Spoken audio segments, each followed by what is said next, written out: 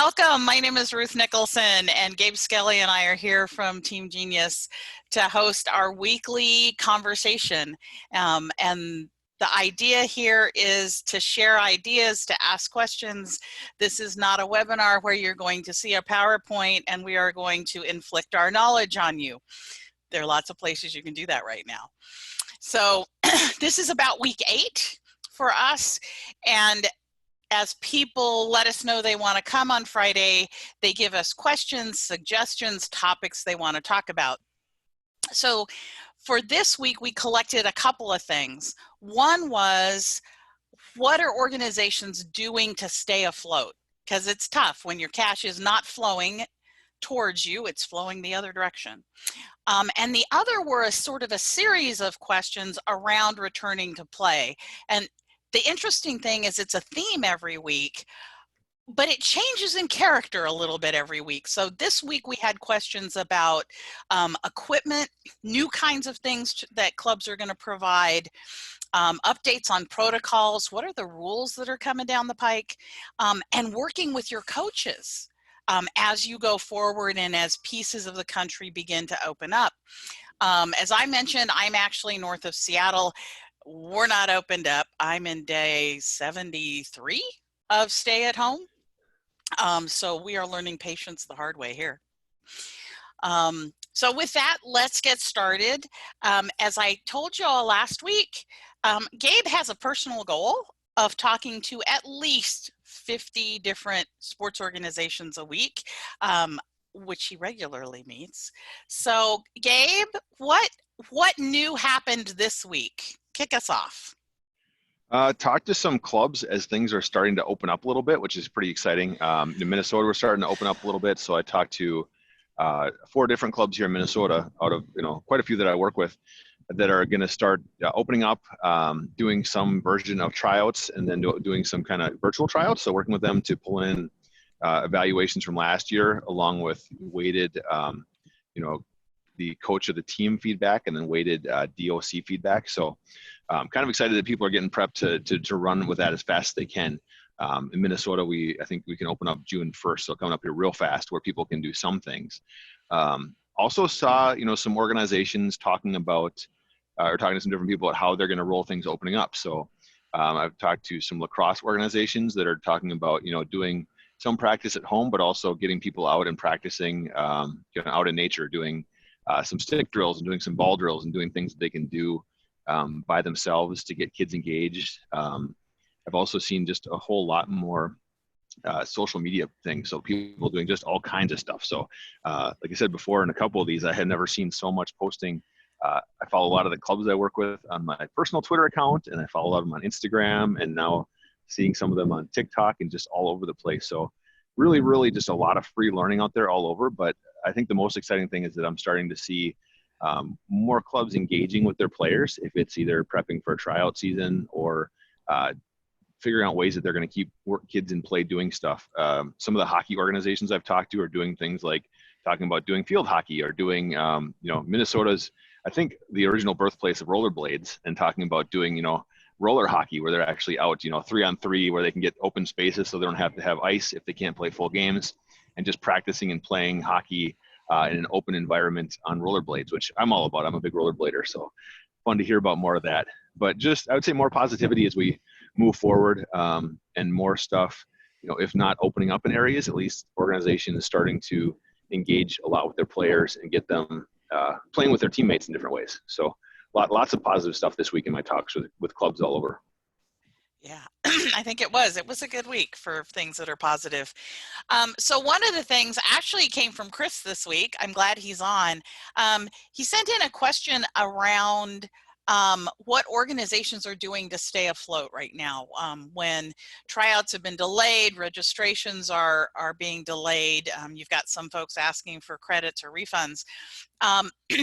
And he gave us a link to an article from Morning Consult that came out on May 13th. And it was by a gentleman named Alex Silverman. Oh, I guess Alex could be a woman too. Anyway, Alex Silverman. And they had surveyed 290 youth sports organizers from all over the United States. And some of the key results were that 46% of the programs said they're in danger of permanently shutting down due to the impact of COVID-19. So almost 50% thought they might cease to exist, and 38% of them said they can only survive for 3 more months, for 3 months at most. So their margins, they're running really close to having some significant trouble. The other two things that came out of the survey, 52% of the parents said they are less likely to enroll their kids in sports in the wake of this pandemic. And 1 in 4 youth sports households have had a job loss related to what's going on. That's a lot of numbers thrown at you. So what I'd love to do is throw it to you all. What are you seeing when it comes to retaining members and keeping your organizations afloat? What are you doing to weather the storm? Anyone? I'll chime in just because and with the YMCA that I'm at, and just seeing it from a bunch of programs, I think the virtual Zoom, Facebook Live, one-on-one or small group trainings, other types of just using video, putting curriculum together digitally has helped people when they really committed well to it, which was hard for a lot of organizations to do through the spring.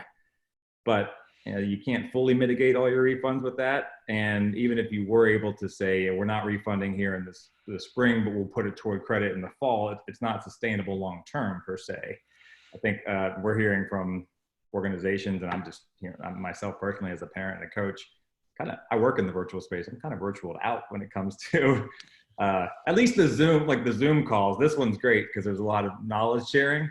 But we're hearing from a lot of the soccer organizations of companies that we partner with that people are just, a lot of them are chomping at the bit to get back to physical. So I would expect that 52% of the parents concerned to be even higher, but maybe that's just because people are so tired of this, they just want to get back out there when they can. In my dual existence, I work both with Team Genius as well as in consulting as a facilitator and mediator. So I run meetings for a living. And I'm doing myself anywhere from 2 to 6 sessions a day that can be anywhere from half hour to 2.5 hours long. And most days are in the 4 to 6 range. And it's harder on your bodies to be sitting and looking at each other. It's actually hard to look at yourself on screen. Some of you may have noticed that. It's like, I'm not gonna turn on my camera. But subconsciously, it's hard to look at yourself on screen, and it's hard to have that much screen time in a day, even if we're used to being at computers all the time. So Zoom fatigue, whether it's GoToMeeting or Zoom or Adobe Connect, is very real, and it's hard on people, particularly if they're not used to working at home and not used to working with a screen all the time. I got a little bit of wind here, but I was going to second that. So like Zoom in particular does a nice job of, you can hide your self view so that if you're on it, you don't have to see yourself. So if you see yourself in the top, panel, there's a little thing you can click down and hide self view. One of the things that I was reading about that whole Zoom or online burnout is that you see yourself and you're not used to seeing yourself with the kind of social cues that you give off along with everybody else. And it's very true. Like, you don't stand and look at yourself in a mirror while you're talking to other people. And that kind of plays some things with your brain. So if you're on a lot of meetings, turn off the self view. And I've actually started hearing a lot of have conversations with people that you normally have on the phone, maybe still on the phone. As much as we want to connect with other people, have some real phone calls too. Like, I talk to Ruth a lot. I'll go for a walk around my neighborhood, flip on Strava so I can clock some miles and have, phone conversations. So just to get outside and still have conversations. Right. Staff meeting is often done on a trail.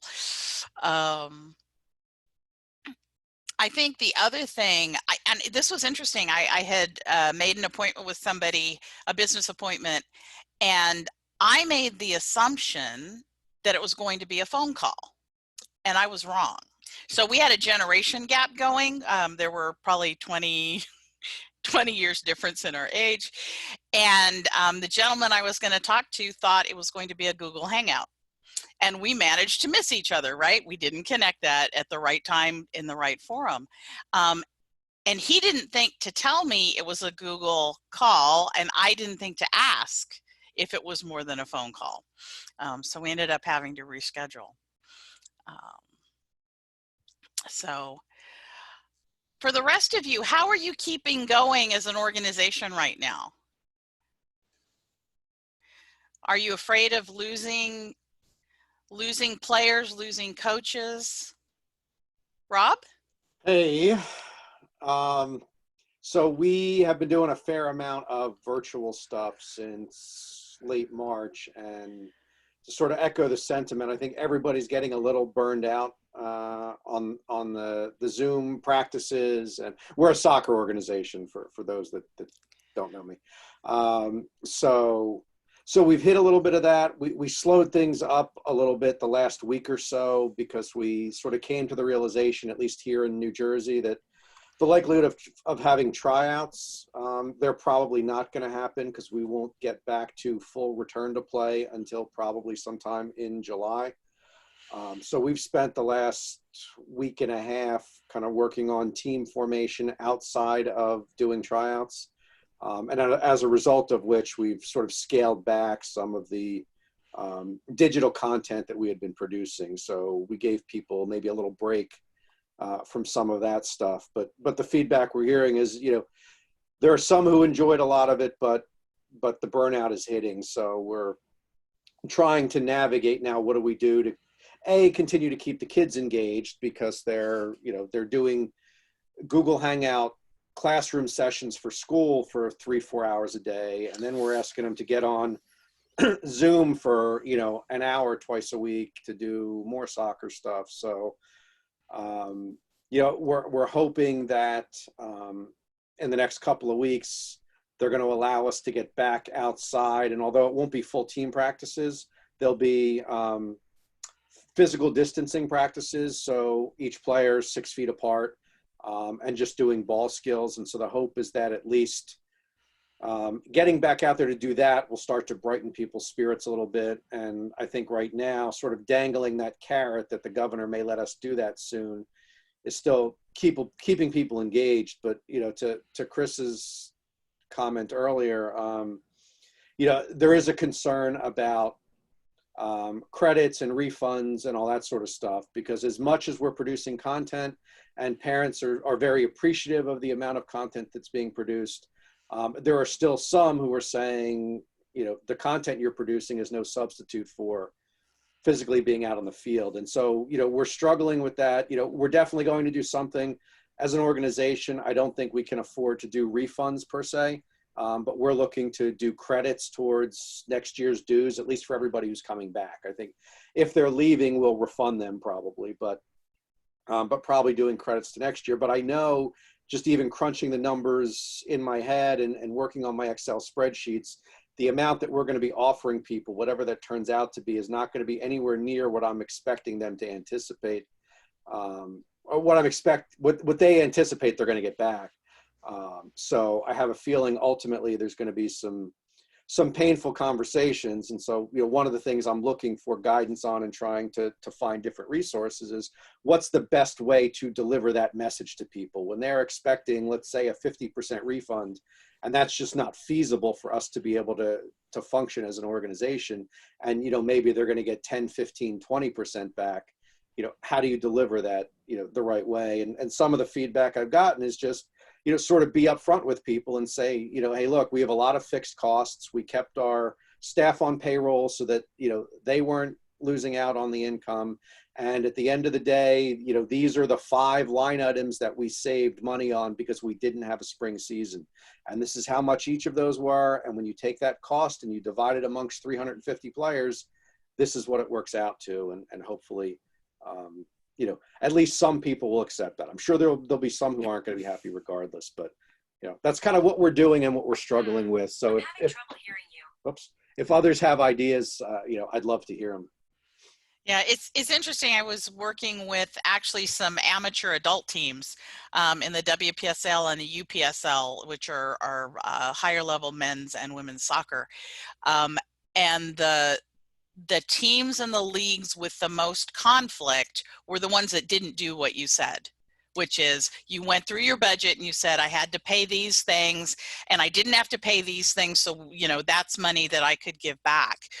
And when organizations weren't that upfront with their members got really, really cranky and angry. Yeah, I feel like transparency is very important, especially at a time like this, because, who knows to what extent other people are struggling. There may be people in the organization who have lost their jobs, things like that. And so, I think it's important for us to be as transparent as possible to everybody so that, it eliminates the potential for them thinking there's some shady stuff going on, or we're lining our own pockets, or, whatever it is. So I think, I'm inclined to adopt that approach and just say, hey, look, as I mentioned, like, here's what we're saving money on. This is the total. We have 300 and some odd players. Do the math yourself. And, this is what it ends up to be. And, hopefully, 85, 90% of the people will be happy. I'm sure we'll never get to 100, but, we'll do what we can. I know there was a gal from the volleyball community from British Columbia who sometimes joins us, and they were able to give some monies back, and they were thinking they might get some additional refunds from some competitions that they had planned on attending and that had been canceled. And so she was looking at maybe being able to give another round of refunds if those monies came in. And so she was communicating to her members, we can give you this much now, and this is our budget. And if we get refunds from these other competitions, we're going to pass that right along to you. Yeah. So I don't know if she'll be successful, but I liked the way she approached it. It's a great approach. Yeah, it was a good approach. And I hope her members stick with her. Yeah, hopefully. I've heard some stuff too, a little bit differently on, asking for parents to maybe, donate some of that percentage to the, organization to keep coaching going while there's not, a season regular going on to cover some of those coaches, pay. Other things, just really being upfront, like we talked about, in what those, minimal costs are, or not minimal, but to keep the organization going, right? Just to have, to have fields and have licenses and have insurances and have coaches and have just all the framework you guys put in place. And sometimes if it's a big enough of a deal where, you'd be really hurt as an organization without those, and you say, if you guys want to keep playing with us in the future, which we hope you do, we need some of these fees to keep helping. And to keep things going without maybe tryouts or season going. Some clubs have even gone into a almost remote personal training kind of charging, right? So they have a fee that's not their regular fees. It's a different kind of fee that they're charging for that remote personal training, that they're getting that, one-on-one or one-to-many coaching from their coach, but there's enough value in it that they're, charging some kind of fee structure for that too. Right. Yeah, wasn't one of our colleagues, he's both a baseball and a hockey coach in the Bay Area of California. And he talked about when this thing first hit, they were partway through their baseball season, I think it was. And their club immediately refunded all of their volunteer fees. So in this club, when you register your kid, you pay $250 into the kitty. And if you then volunteer for the club during the season, you get that money back. So it's sort of a volunteer incentive, if you will. And the first thing the club did before it could figure out credits and refunds, it refunded all of that volunteer money for every player. So in a show of good faith that, we want you to stay and we know things are tough. So I think there's some different ways of trying to keep that connection in that community. Folks are coming up with some creative things. Yeah, we've had, now that we've started our team formations for next year, we've had people inquiring about what happens if there's a second wave.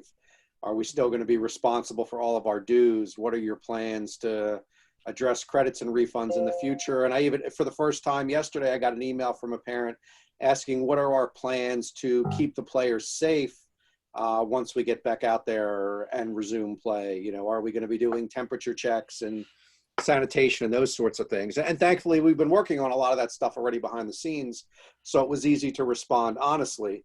And that's another thing we'll be conveying to the parents when we talk about the credits and the refunds and everything else is, letting them know that, look, there's also this additional expense that we're going to have going forward that was never anticipated, to provide a safe playing environment. And, we're going to be using money from this year to pay for those protections next year, because we also didn't want to skyrocket our dues next year, given the situation that everybody is in. So we've tried to keep our dues either level or just a very small, $50 increase, but we're anticipating our expenses are going to be more significant. And if they limit the number of players you can have on a field, we're now going to need more field time to be able to have multiple teams practicing at the same time. So there are all these ancillary expenses which we're going to incur. So, again, like we've been talking about, just kind of being honest and upfront with people. I think the more information we can give them, even though, we think it sucks to have to convey some of that stuff, I think people will appreciate that. And at least it makes it a little easier for them to understand where we're coming from. So one of the questions that did come in from someone was asking about plans that people have to either procure or provide those health and safety items, things like thermometers and gloves and masks and hand sanitizers. And we this week, Gabe and I got some emails from folks saying, where do we find this stuff? It's not well stocked on some of our shelves. So where are you all beginning to find hand sanitizers and masks and those things that we're pretty sure we're going to have to come up with? For us, there's the company where we get our soccer uniforms from has partnered with a company actually somewhere out in the Pacific Northwest, oddly enough. That is a company called ProTime, I think, that is doing custom face masks. Uh-huh. So what we did was we placed a bulk order for, a bunch of masks from them. Every player in the club and every coach is getting a mask for free. And then we gave parents and family members the option to add on additional masks. And so they'll customize them with your, company logo or team logo or anything if you want, or you can just get them plain. They have about a 2-week turnaround time on producing those. So, wow. It's good. And they're, I forget exactly what we're paying, but I want to say it's somewhere between $6 and $8 a mask.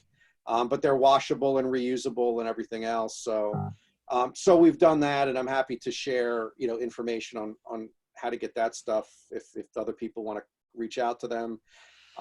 We found, I did some Google searching at some point because hand sanitizer is extremely difficult to find. So I ended up seeing an article that talked about how a lot of distilleries have switched their production to hand sanitizer instead of alcohol. As it turns out, there is a distillery in our town.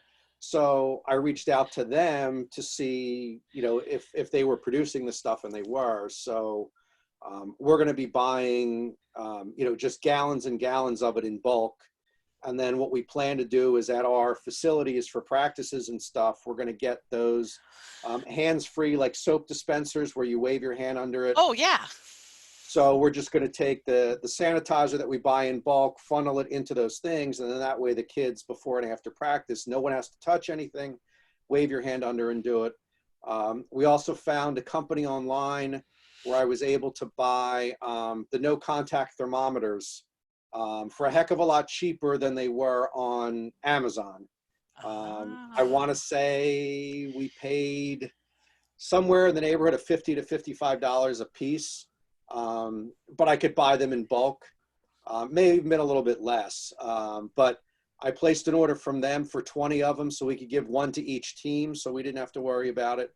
And those things arrived within, I would say, a week and a half from when we ordered them. So we've done that stuff. We didn't do anything as far as gloves. I think we were going to leave that to people individually. Our suggestion was going to be just go out and buy lightweight soccer gloves like you might wear in the fall. Mm-hmm. This way you could wash them when you get home, and then when the weather changes, you'll still have decent gloves to be able to use that way. But we've got the face masks, the hand sanitizer covered, and the no contact thermometers. Right. New things to put in the team first aid kit. Gabe, didn't you find a source of masks in Minnesota? Were you telling me it about was, that earlier? it was kind of funny. So two things, like I was looking at some sites and I have seen a lot more of these, custom branded ones where you can go and make them for your company or, wherever you want to have them. So there's a lot of custom options out there for organizations where you can even, maybe use them as a fundraiser. Hey, we got a COVID-19 going on and we want to, get face masks out to everybody. So our cost is $5. You buy them for 10 and you get some and you get our branding on them. Who knows? I've seen some of that stuff. But actually I walked into Target, and that Target's a big, Minnesota company, yesterday with my daughter, and there was this big rack and it was like daily face masks. I've never seen anything like it before. It was daily disposable. It was 3-ply cloth, and they were like $10. So it was like $1 a face mask in 10 packs at Target, almost like you kind of find diapers. I mean, honestly, it was very weird. But so some of the big chain stores are starting to stock, the idea that these face masks are going to be a daily wear thing that people use and buy and then, get rid of on a daily basis. So I think there's a lot of action happening, and I've been surprised how fast that's happening in the production. And of course, they're not the N95 ones, but they are, face masks, the ones that are supposed to at least protect, you from giving things to other people. So that was very surprising to me, seeing a big, mass market chain store having just piles and piles and piles of these, disposable masks that are marketed. They're actually a lot more expensive than the old ones would have been. If you were a nurse or a doctor and you had the cheap, face masks that were disposable, I bet you were paying 10 cents a piece for them. And of course, these are like $1 something a piece. But, mainstream, there they are in the central aisle shelves. As soon as you walk in, buy a bunch of newly branded face masks. So, Jeez. I bought these boxes of these are boxes of 50. They're 50-piece face masks. They're disposable face masks. These are, if I have a coupon, a 30% coupon at CVS, I can get them for about $32 for 50. And but I understand that the same thing is on Amazon for $35. So it's a pretty good deal. However, I was talking to, I spent a lot of time through the drive-through at Starbucks. So I was talking to them. I was talking to someone, a worker, about her face mask. And this black face mask she had that I really liked, she said that Starbucks gave them all, they get boxes of these black face masks and they look really comfortable. And so, I was asking about those, and she told me that that particular face mask that a lot of the people wear, that they can wear that for a day. However, she told me that these, that they're only allowed to wear them for 3 hours. And I thought that was interesting, because I have seen the, I've seen the kind of information about the protectiveness of particular face masks. And these disposable face masks have much more protection than a cloth face mask. And then you also have to look at filters and things like shop towels. Those blue shop towels is like, they're almost like a paper towel, but it's a different fabric kind of. Those can be used as filters, cheap filter. Coffee filters, some other things. If it's a cloth face mask, you might want to have a space for a filter. But I wanted to make a comment on the gloves issue, because if I were running a sports organization, I would not have my players wear gloves, because the reason why is cross-contamination. They're wearing that same gloves the whole time, and they're they could be touching their face and adjusting their mask, and they're not, if you just have your bare hands, you can wash them every half hour, and then you're at least not cross-contaminating because you have clean hands. However, if you have gloves, then you've got the same dirty gloves that you're using for everything for that whole day. And so I would rather have bare hands. And plus it's not, polluting the planet kind of thing. But anyway, that's my thought on that. And then I also asked the Starbucks people, I asked about other things, and they told me that they have to wash their hands every 30 minutes. And I was thinking that they would probably do it every hour. So I thought that was kind of an interesting standard that they have. It's interesting. One of the comments that came in this week from someone was asking about social distancing and masks, and could you shorten the social distance if you were wearing a mask. And I'm not a doctor, and I do not play one on TV. The stuff I've read actually says that it's dangerous to assume that because I have a mask or I have gloves or I have whatever protective equipment that I can then shorten things like social distancing, that it can give you a false sense of security. It does increase your security, but it doesn't mean social distancing is now 2 feet instead of 6 feet.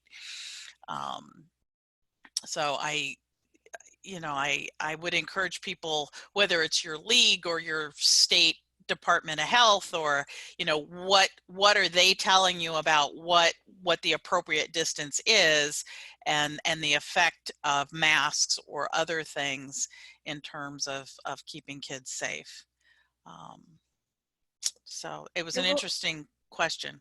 A lot of it will probably be dictated by the guidelines that are set forth by whether it's the CDC or whether your national governing body or whether your state or local government, because I think first you have to look at those guidelines, and if they don't have them, then you kind of come up with your own, but there might be other guidelines that you're adhering to that aren't within your control. Yeah.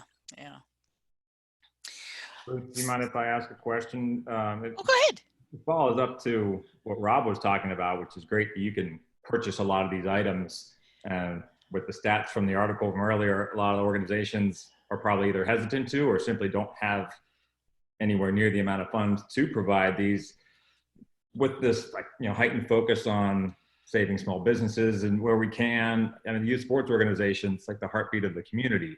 Right? Is anybody reaching out to their local neighborhood Facebook groups or their next door groups and saying, hey, I'm so-and-so, executive director or DOC, whatever, from this club, and just seeing if people would donate the hand sanitizer and masks and other things that way, so that you can bring it in at no cost, but still have a decent stockpile is not the right word, but a lot of people overbought, right? Toilet paper, masks, hand sanitizer, and Costco-sized things that people might start to be willing to give more of that up if they're feeling a little safer.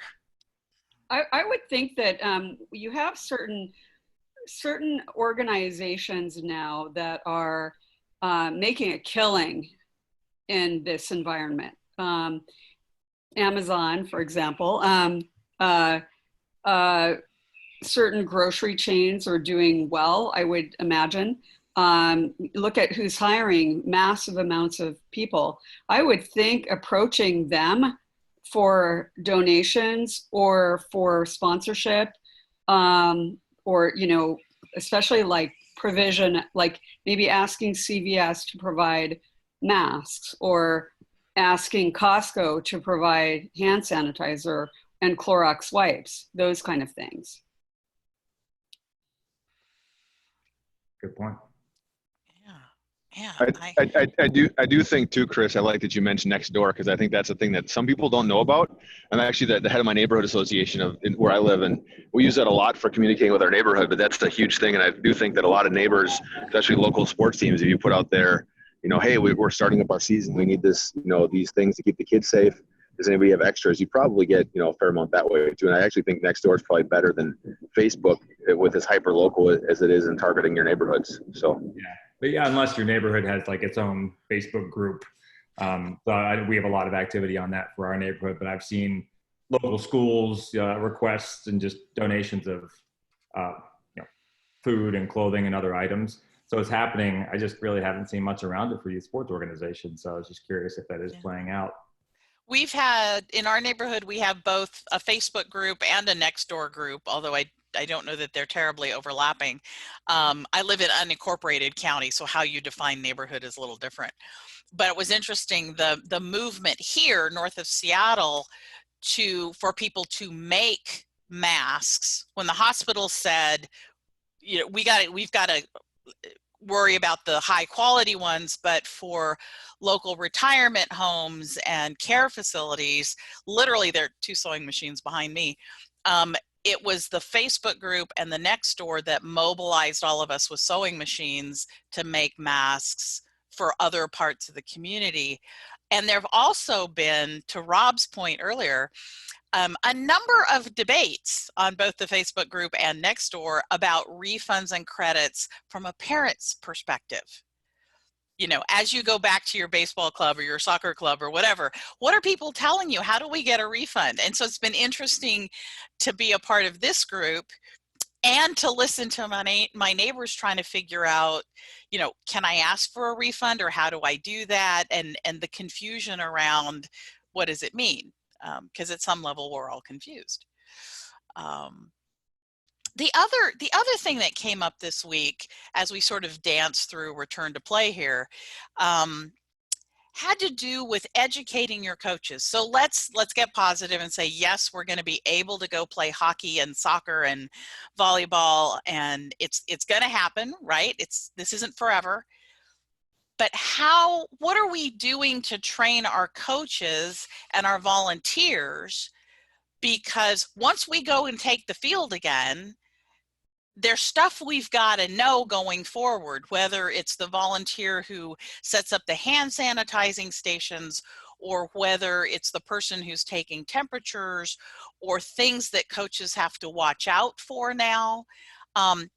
So stepping back, and what are we going to do to train our coaches and volunteers that they can step up to what are probably going to be a new set of requirements? Has anybody thought about that stuff yet?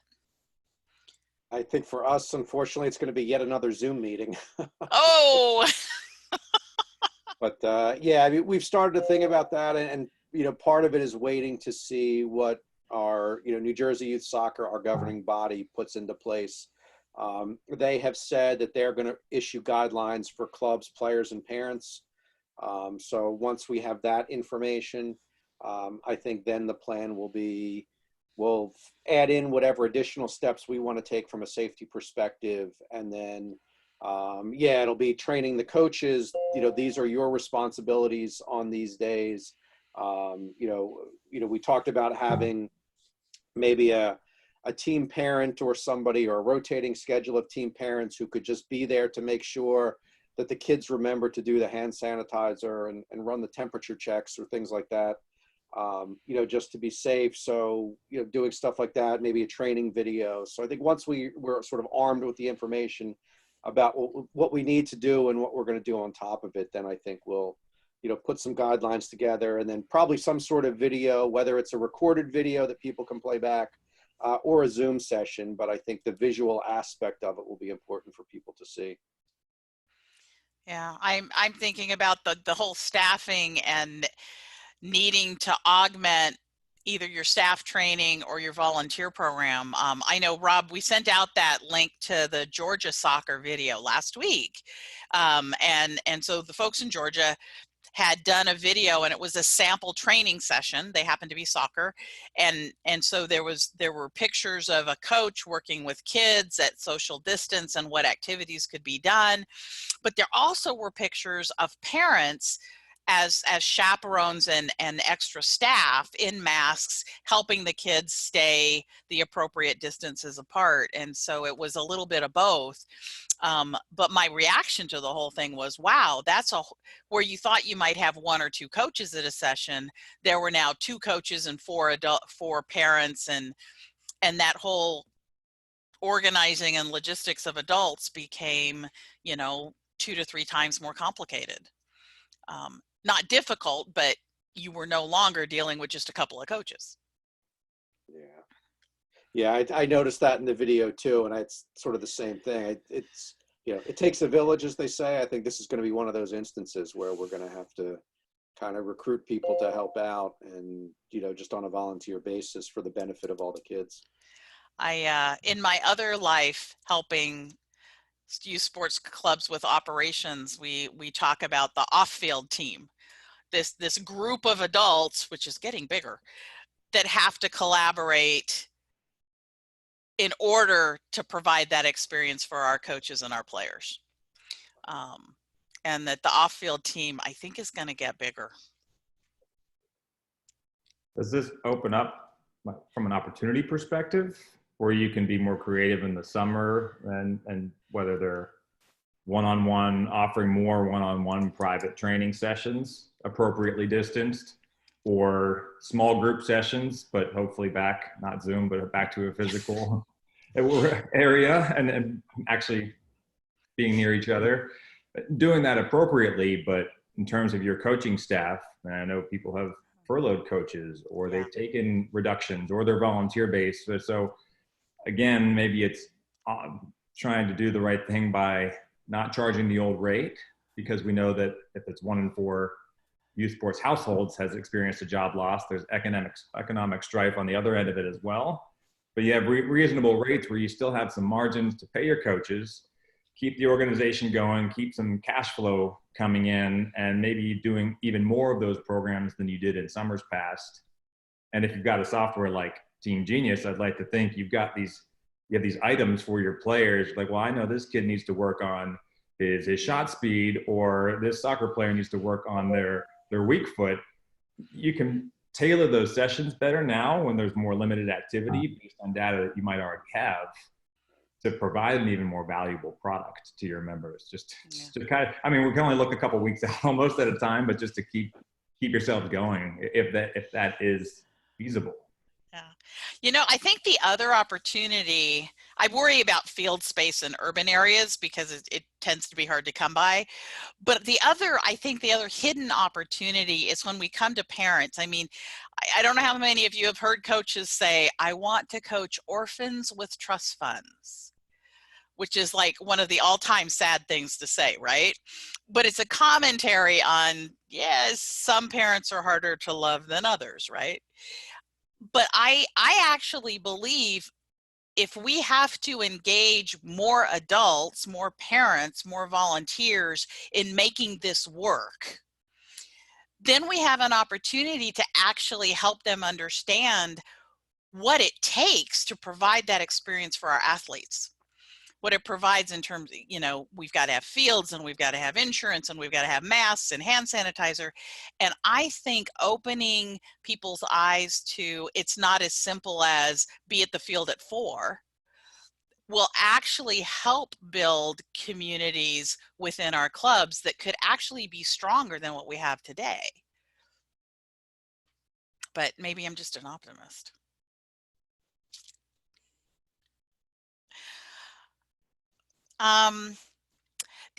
The last question that came in, and you guys can noodle this around. It was a question about a recreation program with volunteer coaches. So the very definition of grassroots, right? Kids who are learning a sport with volunteer coaches. And the question was, is it advisable to have a program like that when you're only in phase 2, when you're just opening up the field and the social distancing needs to be fairly good? And the question was, advisable in stage 2, or is it something that maybe you should put off a little longer? Y'all are coaches. What do you think about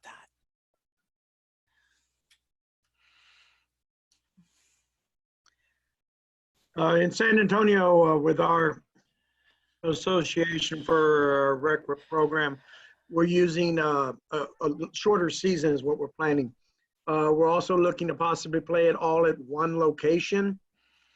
So we were able to concern ourselves with the standards that the city Parks and Recreation is requesting at this present time under our phase 2.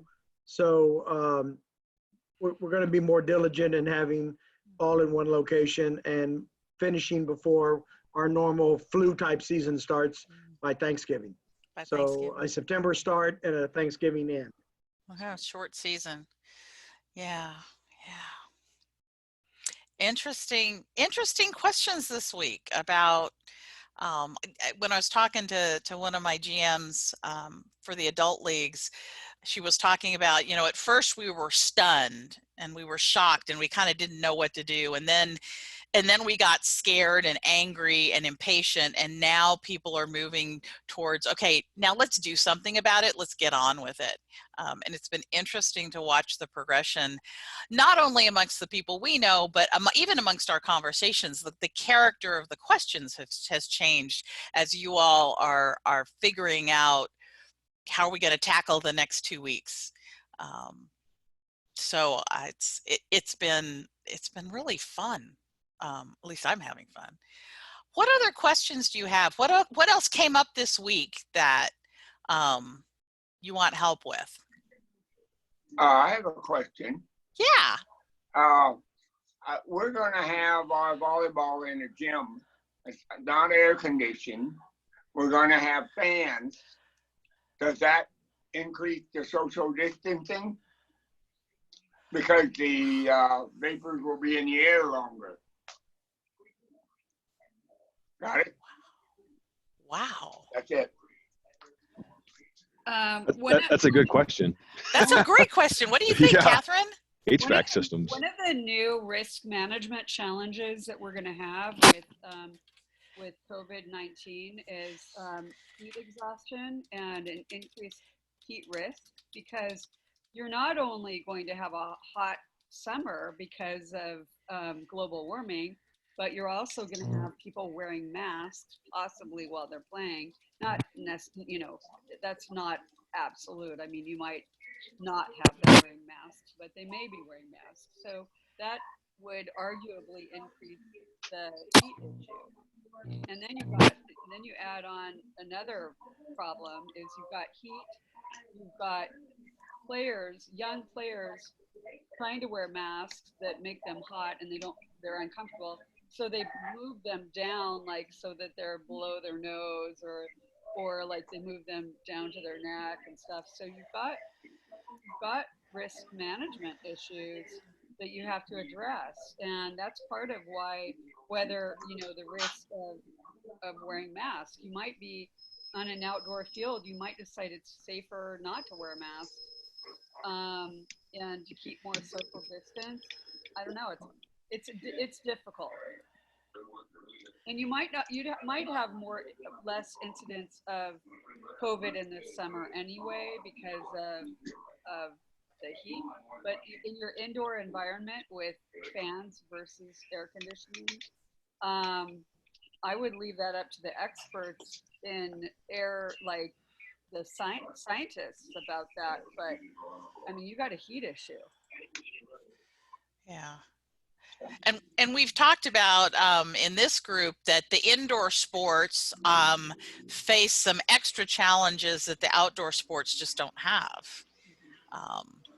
Even Gabe talking about hockey folks being able to play, on rollerblades or field hockey in the interim because outdoors just has a different airflow.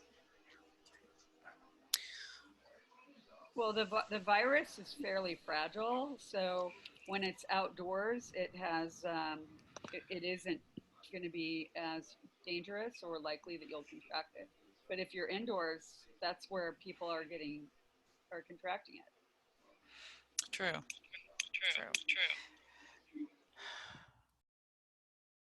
Other questions?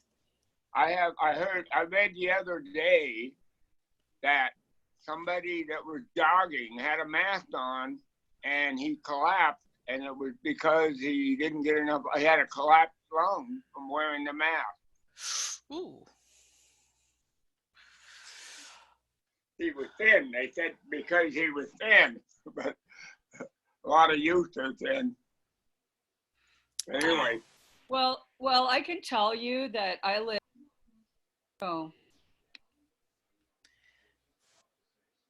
Living in Hawaii, it's hot and humid, and I actually generally have worn the surgical mask, and kind of feeling guilty about it, thinking like I probably shouldn't wear these disposable surgical masks.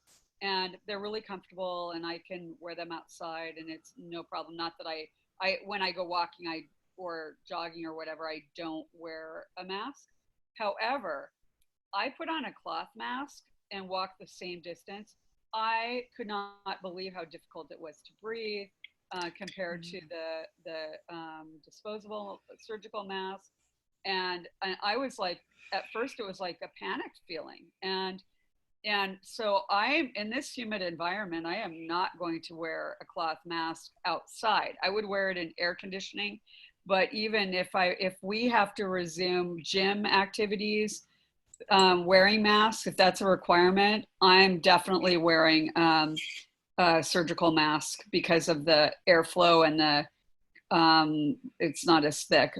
But I have heard that there are cloth masks that are more breathable. Just depends on what you have. Wow. And you have more exertion. So, I mean, outdoors, to your point, Catherine, you should be, if the virus being fragile, if that's the case, makes sense. And also has more places to go, and you're not in that confined environment. But regardless of where you are, there's studies that when you're breathing heavier, you're exerting yourself, and it can travel farther too, whether that's indoors or outdoors. So I wonder if some guidelines will come out around, well, 6 feet is good, but there were recommendations, and I don't have all the sources for it, but there was an article about people running in New York City, and once that came out and said that you should run 66 feet away from the nearest person, which was ludicrous. But obviously, whatever that number really should be, if it's 66, that's not feasible. But more than 6 feet is what they're suggesting, because you're running, and you're just putting it out there. Well, look at, okay, now, one thing I think is interesting is that parks have opened in different places, like New York, like Central Park. And on my Think Tech Hawaii live streaming TV show, I interviewed a doctor who contracted COVID-19 and was a patient and then treated COVID-19 patients. And he mentioned that he had been out biking at Central Park and there was a lot of people and everything. And I know I've seen pictures of it. But after that opening, I don't believe there was an increase of incidences. And so and in Hawaii, where we just opened the beaches for sitting, and I heard that Kailua Beach was pretty crowded. And I do know that they're supposed to enforce social distancing. But we only have 50 active cases right now. And so I think it would be hard even to contract it. But the reason, I think one of the reasons why we have fewer is not only we shut it off to tourism, but we do have winds outside. And I think when people get in those environments and we start seeing whether there's increased cases, we might be able to conclude that outdoor environments are reasonably safe and that players can do this without a mask. But I don't know, and too is they might not need to carry a mask so that they can immediately put it on if they find themselves in a situation where they're communicating one-on-one in a stopped position or something. Like if a coach might have to wear a mask, and then a player, if they're actually communicating with the coach, might have to put on a mask. Or maybe they just need to wear visors, a shield rather than a mask, which doesn't restrict airflow as much, I don't think. I don't know. I'm not sure how that would be. I think we lost, Jennifer had to ring off. She's one of our hockey folks, but I think there are some suppliers in the hockey world that are looking at should the face grids that go on hockey helmets be replaced with shield sorts of things for that very reason. We'll have to ask Jennifer next week. She might know more about that. We do have a treat for you next week. Gabe has a colleague whose expertise is fundraising. And can you tell us a little bit about next week, Gabe? Yeah, we've had a lot of people, asking about fundraising and ways to fundraise and things that work. So I've got a lady that I know, I've known her for probably 15 years. She's done a lot of different things for organizations. She was with Team in Training for a while as one of their head development people, and she's with another cancer organization now. And she just is a professional fundraiser for nonprofits and teams. So she's going to come on and give us some things that work well, and maybe if you guys have questions on ideas to raise funds, she should have some answers on those next week. So that'll be a lot of fun. We're also, I think Ruth posted in the chat, we're going to move to Thursdays over the summer, 3:00 Central on Thursdays, because I think it's easier for people sometimes than Fridays if they want to get out and do things in the summer. So, but yeah, next week it'll be fun to have somebody that's a professional fundraiser, especially in sports and teams, to talk about what's working and just give some ideas. Right.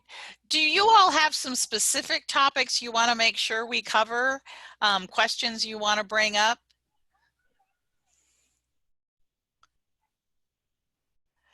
Ruth, I just chatted a link.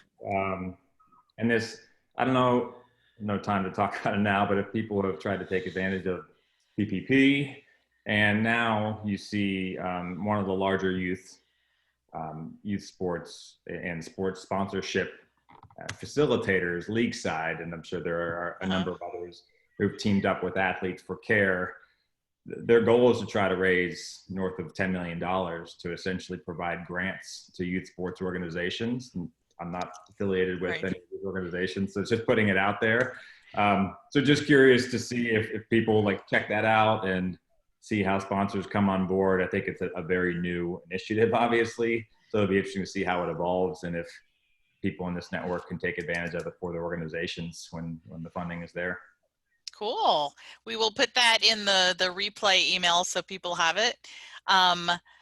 Well, like I said, we'll have the conversation on Thursday next week. And as usual, feel free to send us your questions or your topics between now and then.